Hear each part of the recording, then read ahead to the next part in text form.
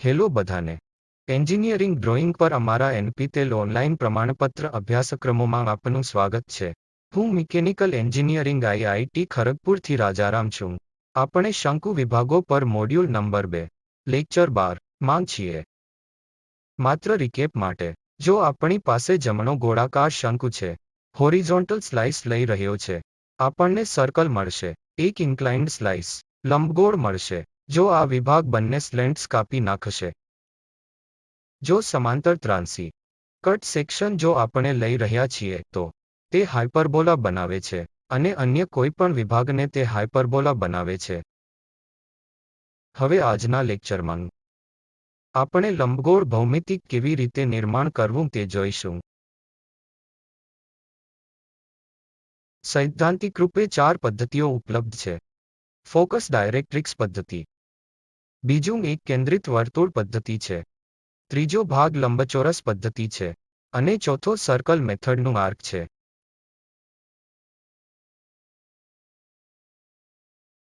પ્રથમ પદ્ધતિ માટે ફોકસ અને ડાયરેક્ટ્રિક્સ પદ્ધતિ. આપણી પાસે ડાયરેક્ટ્રિક્સ, ઇક્સેન્ટ્રિસિટી અને ફોકસ વિશેની વ્યાખ્યા છે. ચાલો આપણે અહીં આ ટર્મિનોલોજી જોઈએ. ઉદાહરણ તરીકે ચાલો આપણે લંબગોળ લઈએ. આ લંબગોળમાં એક કેન્દ્રીય બિંદુ છે જે આપણે ફોકસ કહી રહ્યા છીએ. સામાન્ય રીતે લંબગોળ માટે હંમેશા 2 ફોસી હોય છે. ઉદાહરણ તરીકે અહીં એક ફોસી છે, બીજો ફોસી ત્યાં હોઈ શકે છે. પ્રથમ સરળ કિસ્સો, આપણે ફક્ત એક જ ફોસી બતાવી રહ્યા છીએ, અને ત્યાં એક લાઇન છે, જેને આપણે ડાયરેક્ટ્રિક્સ લાઇન કહીએ છીએ. આ ડાયરેક્ટ્રિક્સ લાઇન વિશે એક લંબગોળ બનાવવા માટે એક ભાગમાં પેરબોલા અથવા હાયપરબોલા.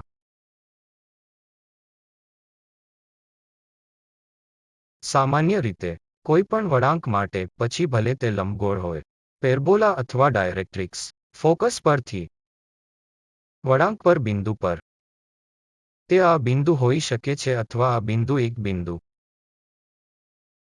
તે બિંદુ પર ફોકસ પરનું અંતર શું છે તે બિંદુ સુધી, અને તે બિંદુથી ડાયરેક્ટ્રિક્સ સુધીનું અંતર શું છે. આ ગુણોત્તર એક અનન્ય વસ્તુ બનાવે છે. આ ગુણોત્તર ના આધારે વળાંકના બિંદુ અને વળાંકના બિંદુથી ડાયરેક્ટ્રિક્સ હોરિઝોન્ટલ વસ્તુ પર ફોકસ કરો. જો તે એક વિશિષ્ટ યુનિટ બનાવે, ઉદાહરણ તરીકે 1 કરતા ઓછું, આપણને એક પ્રકારનો વળાંક મળે છે. જો તે 1ની બરાબર હોય તો આપણને એક પ્રકારનો વળાંક મળે છે. જો તે 1 કરતા વધારે હોય તો આપણને બીજો પ્રકારનો વળાંક મળે છે. અને તે ગુણોત્તર જે આપણે ભૌમિતિકમાં જે ઇક્સેન્ટ્રિસિટી કહીએ છે, તો ઇક્સેન્ટ્રિસિટી તે ફોકસથી તે બિંદુના અંતર તરીકે વ્યાખ્યાયિત કરવામાં આવે છે. ઉદાહરણ તરીકે જો તે લંબગોળ હોય તો તે બિંદુ સુધી પેલા બિંદુ, જો તે આ બિંદુથી તે બિંદુ સુધીનો એક પેરબોલા છે, તો તે બિંદુનું ફોકસથી અંતર બાય બિંદુનું ડાયરેક્ટ્રિક્સ સુધી અંતર. તેથી જો આ ડાયરેક્ટ્રિક્સ વર્ટિકલ લાઇન છે, ત્યાંથી તે ચોક્કસ બિંદુ જેને આપણે આ છેદ કહીએ છીએ, તે એક અનન્ય ગુણોત્તર બનાવે છે. તેથી ઇક્સેન્ટ્રિસિટી. આ ઇક્સેન્ટ્રિસિટી અને ડાયરેક્ટ્રિક્સ એ ફોકસ ડાયરેક્ટ્રિક્સ પદ્ધતિનો ઉપયોગ કરીને લંબગોળ અથવા પરવલય અથવા હાયપરબોલા બનાવવા માટે મુખ્ય વસ્તુઓ છે.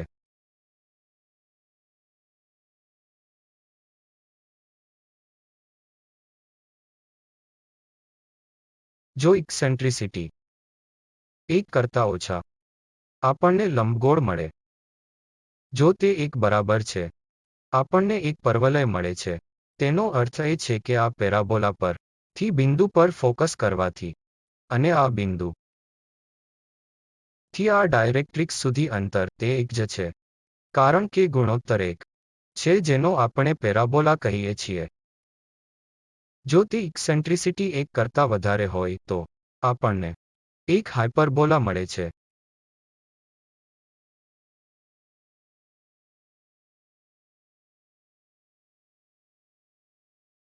સૌ પ્રથમ ચાલો આપણે આ ફોકસ ડાયરેક્ટ્રિક્સ પદ્ધતિ પર ફોકસ ધરીએ. આ કિસ્સામાં ડાયરેક્ટ્રિક્સથી ફોકસનું અંતર આપવામાં આવશે. ડાયરેક્ટ્રિક્સથી ફોકસનું અંતર આપણે જોયું છે કે આ ડાયરેક્ટ્રિક્સ છે અને કદાચ અહીંથી એ છે. જો કેટલાક આર્બિટરી વળાંક આ બિંદુ પરથી પસાર થઈ રહ્યા છે તો અંતર શું છે? આ અંતર આપવામાં આવે છે. મને માફ કરશો, આ વળાંક પરનો બિંદુ નથી, પરંતુ તે ફોકસથી છે. તેથી એક ડાયરેક્ટ્રિક્સ અને કદાચ આર્બિટરી વળાંક, તેની પાસે ફોકસ છે. તેથી ડાયરેક્ટ્રિક્સથી ફોકસને અંતર આપવામાં આવશે. અને કેવા પ્રકારની ઇક્સેન્ટ્રિસિટી? તે 1 કરતાં ઓછું કે 1 કરતાં વધારે આપવામાં આવશે. જો તે કેસ છે તો આ આર્બિટરી વળાંક બનાવો. ઉદાહરણ તરીકે અહીં લંબગોળમાં ઇક્સેન્ટ્રિસિટી 0.75 1 કરતાં ઓછા ઇક્સેન્ટ્રિસિટી હોય આપણે આ લંબગોળ મેળવી શકે છે. અને ડાયરેક્ટ્રિક્સથી ફોકસનું અંતર 70 mm છે. જો તે કિસ્સો છે, લંબગોળ બનાવો.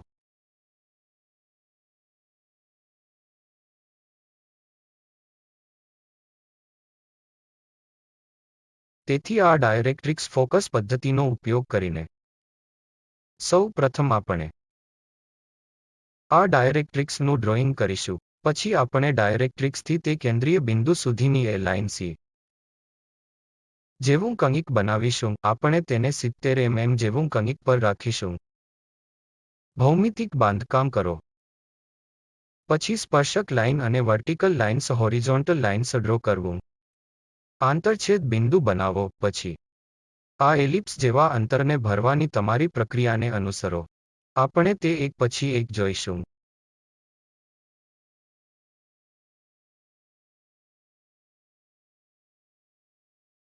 પગલાં અનુસરવા. તેથી રાઇટ હેન્ડ સાઇડ પર હું સંપૂર્ણ પિક્ચર બતાવી રહ્યો છું. ફક્ત તે દર્શાવવા માટે કે આપણે શું કરવું પડશે તે દર્શાવવા માટે. લેફ્ટ હેન્ડ સાઇડ આપણે પગલાં લઈશું. પ્રથમ છે ડાયરેક્ટ્રિક્સ એબી ડ્રો કરવું. તેથી તેનો અર્થ એ કે સૌ પ્રથમ એક વર્ટિકલ લાઇન આપણે ડ્રો કરવું. નામ એ અને બી આપો. અને એક્સિસ સીસી પણ તો ક્યાંક બિંદુ સી પર એક લાઇન ડ્રો કરવું. તેને સીસી નામ આપો.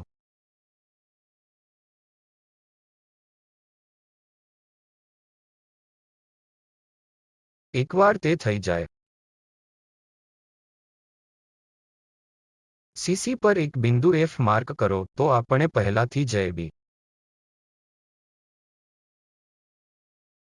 અને સીસીનું નિર્માણ કર્યું છે. તેથી ફોકસ એફ શોધો. ફરીથી વી આપણે કાગળ પર આપણે આ બિંદુ એફ બનાવીશું. તો આને એફ તરીકે નામ આપો, જે 70 mm પર હશે.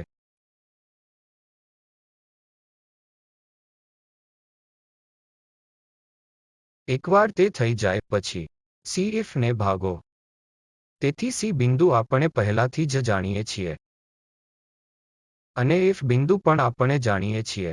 આ સી થી એફ અંતર ભાગ્યા 3+4 7 બરાબર પાસ થવાથી 3+4 ઇક્સેન્ટ્રિસિટીને કારણે આવે છે. તેથી વળાંક પરના કોઈપણ બિંદુ તરફ કેન્દ્રીય બિંદુ, કારણ કે જો આ વક્ર આ બિંદુ બી અહીંથી પસાર થાય છે, કેન્દ્રીય બિંદુ બી થી એફ 3 એકમો હશે. અને સી થી વી 7 એકમો અથવા 4 એકમો હશે. તેથી કુલ અંતર સી થી એફ 7 ભાગ હશે. તેથી 3/4 એકમો દ્વારા આપણે નિર્માણ કરીશું. તેથી સંપૂર્ણ CF ને 7 સમાન ભાગોમાં વહેંચો. 7 ભાગો આપણને વિભાજિત કરવા પડશે. અને એકવાર આપણે તેને 7 ભાગોમાં વહેંચીએ, સેન્ટર C થી ચોથા ડિવિઝનમાં V માર્ક કરો. તો V એ 4 યુનિટ અંતર હશે. તેથી ઇક્સેન્ટ્રિસિટી 3/4 હશે. તે પછી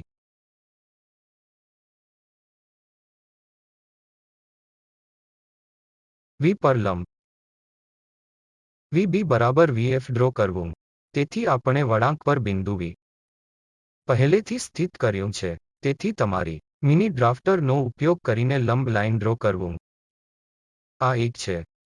તો આ બિંદુ વી ક્યાંક બિંદુ બી છે. જેમ કે વી બી બરાબર વીએફ છે. તેથી વી આપણે જાણીએ છીએ. એફ આપણે જાણીએ છીએ તે લંબ લાઇન પર શું છે તે અંતર વીએફ. સમાન અંતર તેને ખસેડવા દો. તેને બી તરીકે નામ આપો. પછી જોડો બી બિંદુથી છેલ્લે સી બિંદુ સુધી. તો એકવાર આપણે તે બિંદુ શોધી કાઢીએ, તે જોડો.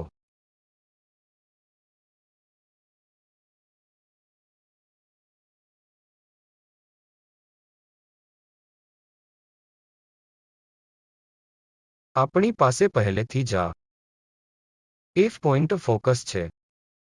એ 45 ડિગ્રી પર એક લાઇન ડ્રો કરવું જેથી એફ બિંદુ દ્વારા સી બીને મળવા માટે 45 ડિગ્રી પર લાઇન ડ્રો કરો. તેથી પહેલેથી જ આપણે સી બિંદુ અને બી બિંદુ નોંધ્યું છે. આ આપણે વિસ્તૃત કર્યું છે. પછી એફથી એ 45 ડિગ્રી લાઇન આપણે તેને નિર્માણ કરવું પડશે. સ્પર્શકને પહોંચી વળવા છેલ્લે સુધી નીચે લંબાવીએ છીએ. તેથી આ કોણ 45 ડિગ્રી છે. જેથી આપણી પાસે એક આંતરછેદ બિંદુ છે.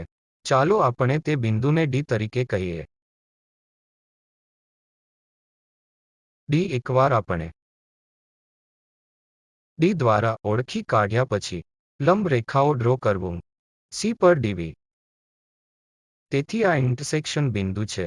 તેથી તમારી મિની ડ્રાફ્ટરનો ઉપયોગ કરો. વર્ટિકલ લાઇન જે રેખા ડી લંબ બનાવે છે તેવી નામ આપો. એક બાજુ આપણી પાસે વી છે. બીજી બાજુ આપણી પાસે વી છે. તેથી સીસી પર ડીવી. સીસી આ લાઇન છે. ડીવી લાઇન આ છે. તેથી આપણે વીની ઓળખ કરી છે. હવે આપણે ઓ અને વીવી ના મધ્યબિંદુ પર માર્ક કરવું પડે. તેથી વી એક એક્સ્ટ્રીમ અંત છે. આ એલિપ્સે માટે અન્ય આત્યંતિક અંત વીવી છે. આપણે જાણીએ છીએ લંબ દ્વિભાજક તેને કેવી રીતે ડ્રો કરવું. તેથી વીવીનો ઉપયોગ કરીને આર્ક્સનો ઉપયોગ કરો. નિર્માણ કરો પછી તેને ડ્રોપ કરો. તેથી તે લંબ દ્વિભાજકો આપણે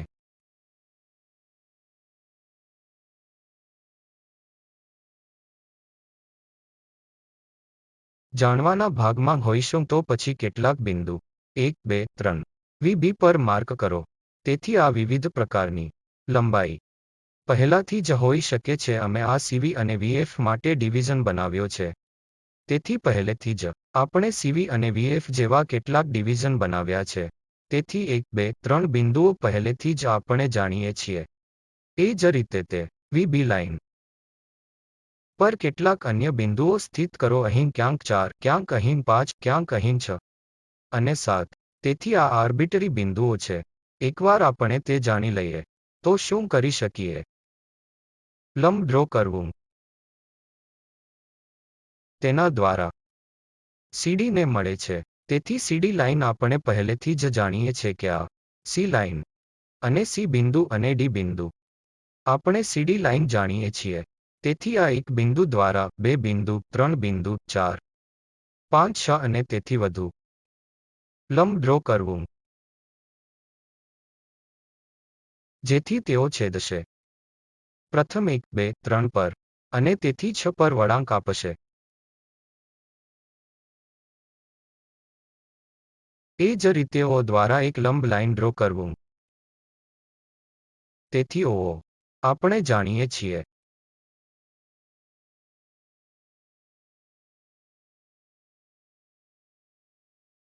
હવે એફ સાથે સેન્ટર તરીકે. તેથી જુઓ તેથી એફ સેન્ટર અને ત્રિજ્યા 2 2. તેથી સેન્ટર તરીકે F અને કેન્દ્ર અને ત્રિજ્યા 1 1 તરીકે F આપણે પહેલેથી જ જાણીએ છે. આ લંબરૂપથી જ્યાં તે CD ને છેદે છે, આ બિંદુ 1 છે. અને આ 1 છે. તેથી ત્રિજ્યા જે પણ પસંદ કરે છે તે 1 થી 1 તે લેન્થ F થી સેન્ટર તરીકે લંબ પર 2 આર્ક કટ કરો. જેથી લંબ લાઇન આપણે પહેલાથી જ 1 પર જાણતા હોઈએ. તેથી આર્ક ને સેન્ટરથી F બનાવો. બિંદુ P શોધવા. ક્યાંક અહીં અને ક્યાંક અહીં. તેથી F ને સેન્ટર તરીકે વાપરો 1 1 કટ કરો. જેથી તે આ લંબ લાઇનને છેદે છે. તે P1 બિંદુ તરીકે માર્ક કરે છે. એ જ રીતે P તરીકે અન્ય બિંદુઓને P1 માર્ક કરો.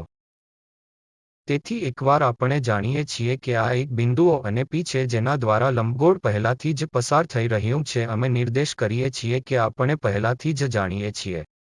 ફોકસ F P1 P તે વળાંક સાથે જોડાય છે જેથી લંબગોળ તેને બાંધવાનું શરૂ કરે. એ જ રીતે આપણે શું કરી શકીએ તે છે સાથે F સેન્ટર અને ત્રિજ્યા 2 2 તરીકે. તેથી એકવાર આપણે F થી અંતર સુધી નિર્માણ કરીશું. આર્ક કટ કરો જેથી P થી બિંદુ P થી આર્ક બાંધવાના ભાગમાં હશે. એ જ રીતે F થી 3 3 આર્ક બનાવો. તેથી તે આ લંબ લાઇનને છેદે છે. અને ત્યાંથી આપણે આ લંબગોળ કેવી રીતે આગળ વધી રહ્યું છે તે શોધવાની સ્થિતિમાં હોઈશું. તેથી એકવાર આપણે આ આખી પ્રક્રિયા કરી લઈએ.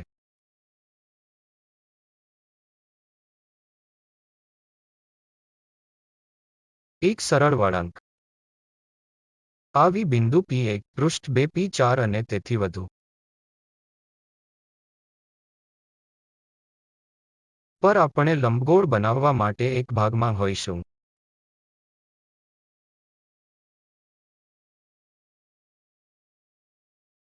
તે કર્યા પછી અમે આ લંબગોળ સાથે સમાપ્ત કરીશું. જો કોઈને સ્પર્શક સામાન્ય બનાવવામાં રસ હોય તો આપણે આગળના ક્લાસમાં જોઈશું આ સામાન્ય અને સ્પર્શરેખા કેવી રીતે બનાવવી. અને F કારણ કે લંબગોળ હંમેશા ફોસી V થી F અંતર અને V થી F એકદમ સમાન હોવાનું માનવામાં આવે છે. તેના આધારે F શોધાશે.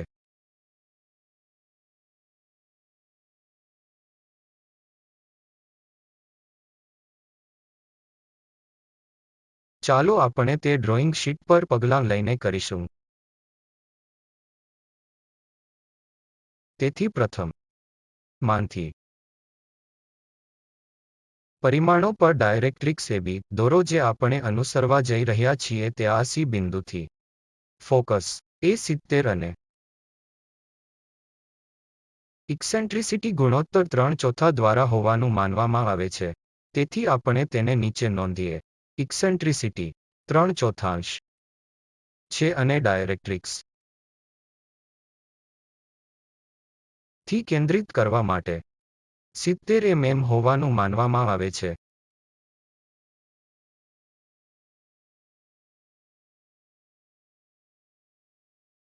તેથી પ્રથમ એ ડાયરેક્ટ્રિક્સ લાઇન દોરો. એક વર્ટિકલ ડાયરેક્ટ્રિક્સ લાઇન આપણે નિર્માણ કરીશું. ચાલો આપણે તેનું નામ AB ડાયરેક્ટ્રિક્સ જેવું કંઈક AB જેવું કંઈક પછી એ CC લાઇન આપણે નિર્માણ કરવું પડશે. ચાલો આપણે CC નો આ માટે ઉપયોગ કરીએ. એ હોરિઝોન્ટલ CC આપણે ઉપયોગ કરીશું.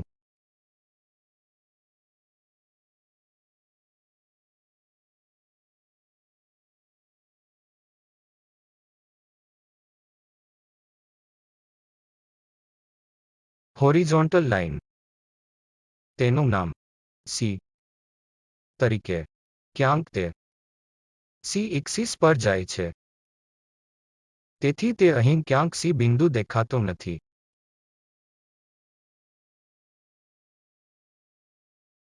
તેથી પ્રથમ બિંદુ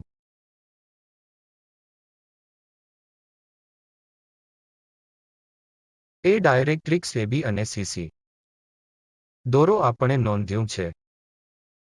પછી સીસી પર એફ માર્ક કરો.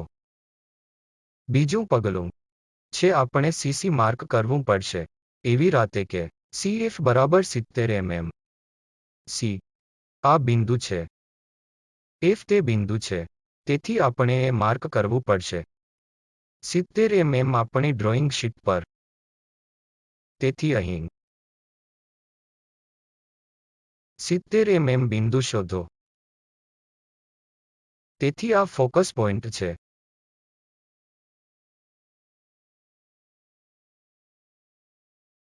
તેથી બીજું પગલું પૂર્ણ થયું. તેથી CF 70 mm છે. હવે CF ને 7 સમાન ભાગોમાં વહેંચો. કારણ કે આ લાઇનને વિભાજિત કરવા માટે 70 mm એકદમ સરળ છે. જો તે કંઈક અંશે 60 mm 68 mm જેવું છે, તો આપણે પહેલેથી જ જોયું છે કે આ ઇન્ક્લાઇન્ડ લાઇનનો ઉપયોગ કરીને અને તેને બાંધવા માટે સમાન ભાગોની સંખ્યામાં કેવી રીતે વિભાજિત કરવું. તો કારણ કે આ 70 mm બિંદુ 1, 2, 3, 4, 5, 6, 7 શોધવાનું સરળ છે. સી થી ચોથા ડિવિઝન પર વી માર્ક કરો. પ્રથમ, દ્વિતીય, તૃતીય, ચોથો. તેથી તે અંતર 1 યુનિટ, 2 યુનિટ, 3 યુનિટ, ચોથા યુનિટ 40 mm છે. અને ફોકસ થી વળાંકના આ બિંદુ તરફ આ બિંદુના કારણે પસાર થાય છે. આ 3 યુનિટ થશે. તે 4 યુનિટ થશે. તેથી 3 થી 4 યુનિટ આપણે મેળવવા જઈ રહ્યા છીએ. ચાલો આપણે આ બિંદુને વી તરીકે માર્ક કરીએ. આ બિંદુ વી છે. તેથી FV થી CV 4 એકમો દ્વારા 3 હશે જે 7-5 બિંદુ છે. તેથી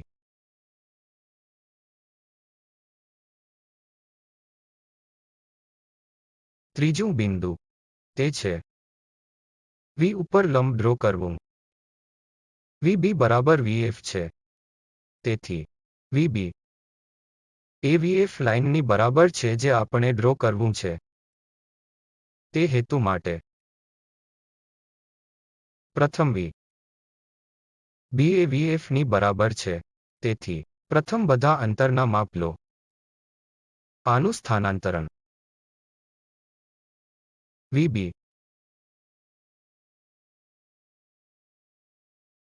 આ બિંદુએ કરો. તેથી 1, 2, 3 યુનિટ. તેથી અહીં તેના પર 3 યુનિટ.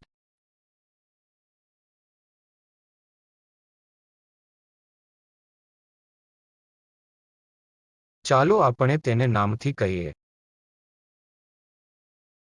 B. 1, 2, 3 યુનિટ.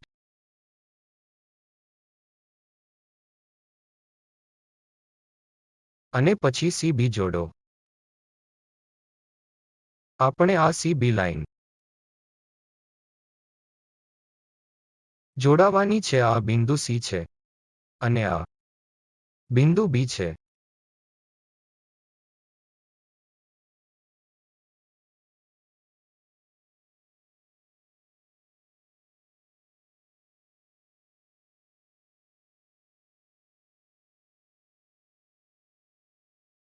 તે બધી રીતે વધારી શકાય છે.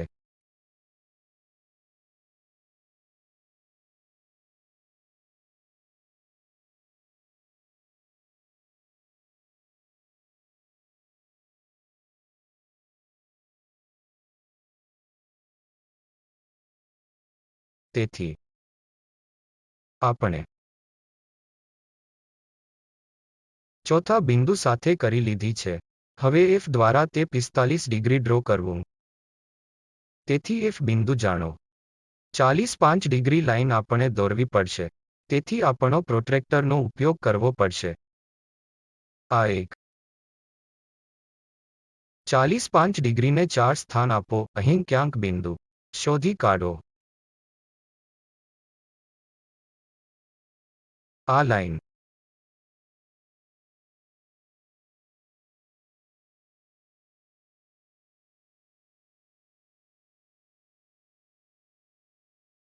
સી બિંદુમાં જોડો.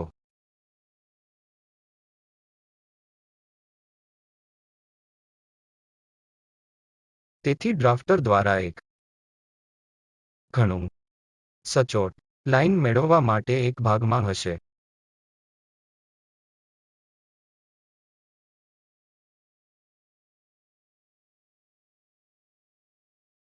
વીએફ દ્વારા મળે છે આપણે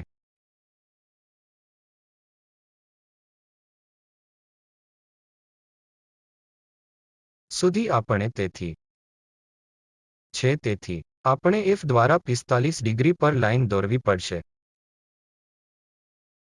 તેથી ફોકસ પોઈન્ટ આપણે આ બિંદુ જેવા કંઈક શોધીએ છીએ.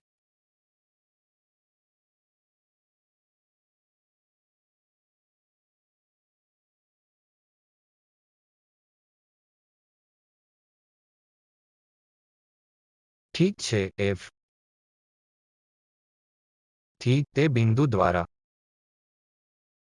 દોરો. આ બે રેખાઓ અહીં ક્યાંક છેદે છે.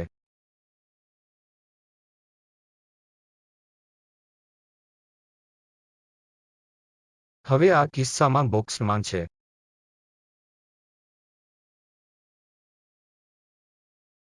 ચાલો તેને નીચે ખેંચીએ.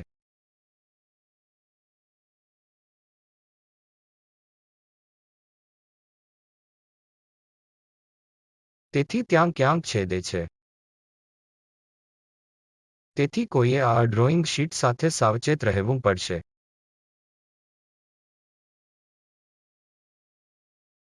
તેથી તે આ બિંદુએ ક્યાંક અહીં છેદે છે.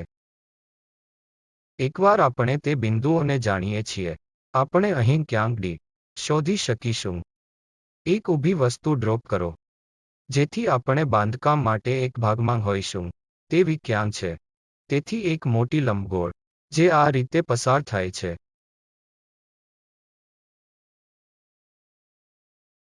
આપણે તે નિર્માણ કરીશું. તેથી અમે પોઈન્ટ નંબર 5 પર છીએ જ્યાં અમે 45 ડિગ્રી લાઇન દોરી છે. આ એફ બિંદુથી 45 ડિગ્રી લાઇન છે. અને પહેલેથી જ આપણે બીબી ની બરાબર વીએફ સ્થિત છે, જેથી સી થી પસાર થતી રેખાએ બધાએ બી. અમે તેને વિસ્તૃત કરી અને એક લાઇન ફોકસ પોઈન્ટ એફથી 45 ડિગ્રી પર. તેથી તે ડી પર ને છેદે છે. એકવાર આપણે આ ડી બિંદુ ઇન્ટરસેક્શન બિંદુ એડી થી એક લંબ નીચે થી હોરિઝોન્ટલ લાઇન પર જ્યાં COV મળે છે.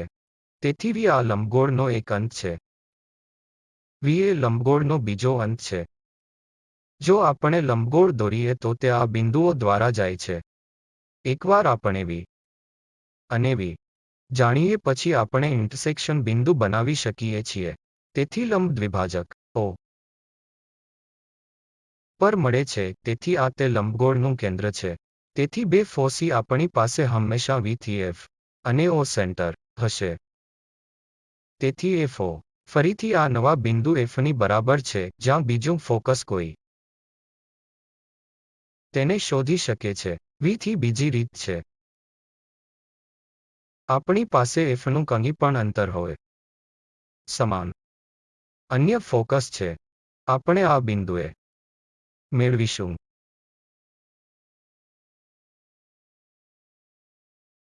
તેથી ફરીથી ફોકસ પોઈન્ટ તે સ્થાન પર હશે. એકવાર આપણે આ રેખા વ્યાખ્યાયિત કર્યા પછી ચાલો આપણે આ વળાંકના ફક્ત અડધા ભાગ જોઈએ. એકવાર આપણે જાણીએ છીએ કે આ વળાંક પર 1, 2, 3 અને 4, 5 પ્રકારના બિંદુઓ શોધી કાઢે છે.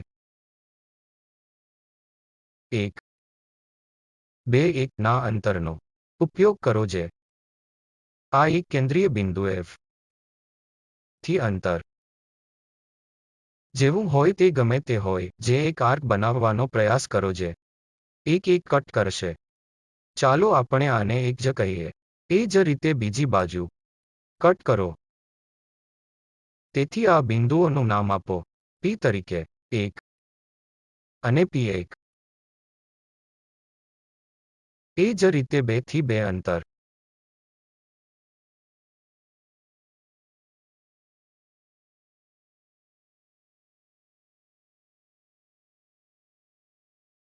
અને F તરીકે આર્ક બનાવો. તેથી તેને P2 તરીકે કોલ કરો. એ જ રીતે એ અહીંથી બીજી આર્ક ને થી 2 લાઇન પર બનાવો. તેથી જો આપણે આ રેખાઓ લંબાવી રહ્યા છીએ તો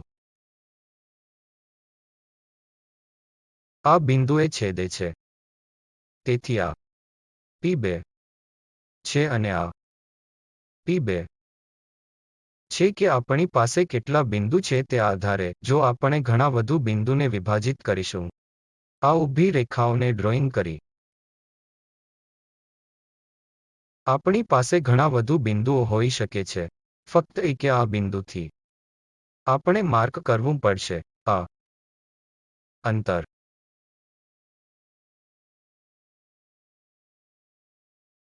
ફોકસ પોઈન્ટ એ આર્ક બનાવે છે. આ જ રીતે ના બિંદુથી આ વર્ટિકલ અંતર શું છે? તે વર્ટિકલ અંતરનો ઉપયોગ કરો. આર્ક બનાવે છે. તેથી અમે આ બિંદુઓને ચિહ્નિત કરવા માટે એક ભાગમાં રહીશું. આપણે આ હેતુ માટે ફ્રી હેન્ડ કર્વ લેવા જઈ રહ્યા છીએ. કોઈ ફ્રેન્ચ વળાંકનો પણ ઉપયોગ કરી શકે છે. જો આપણે ફ્રીહેન્ડ વળાંક બનાવી રહ્યા છીએ તે લંબગોળ બનાવે છે જે ત્યાં બધી રીતે ટ્રેક કરે છે અને ફરીથી એક બિંદુથી પસાર થાય છે અને પાછા આવે છે. આ રીતે આ લંબગોળ બનાવવાની છે. તેથી અમે અહીં લંબગોળનો ભાગ બનાવ્યો છે. જો આપણે આ પ્રક્રિયા સાથે જઈએ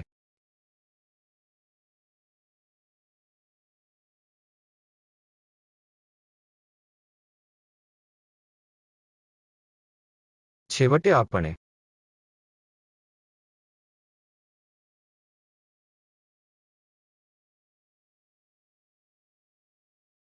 આ લંબગોળ બનાવીએ. કોઈપણ લંબગોળ માટે તમે ફોકસથી બિંદુ પસંદ કરો. અંતર શું છે? ચાલો આપણે તેને આ કિસ્સામાં 3 અને પોઈન્ટથી ડાયરેક્ટ્રિક્સ C કહીએ કે તે આ કિસ્સામાં 4 છે. તેથી ઇક્સેન્ટ્રિસિટી અહીં 3/4. જો તે કંઈક અન્ય ફેક્ટર જેવું છે કોઈપણ એક કરતા ઓછાઈ આપણને લંબગોળ મળે છે. આ કિસ્સામાં આપણે 3/4નો ઉપયોગ કર્યો છે. જો ઈ અડધા બરાબર હોય તો કંઈક જેવું પણ વાપરી શકે છે. 3/4 ગુણોત્તર 0.75 એ 1/2 ગુણોત્તર બનાવે છે. તેથી આપણે તેને ભાગોમાં બનાવવું પડશે. પ્રથમ પછી તે દિશામાં ભાગોને શોધી કાઢવા પડશે. એક ભાગ પછી તે જ પ્રક્રિયા સાથે આપણે બીજી પ્રક્રિયા સાથે જઈશું. આ રીતે એક સામાન્ય લંબગોળ બનાવવા માટેનો એક ભાગ હશે.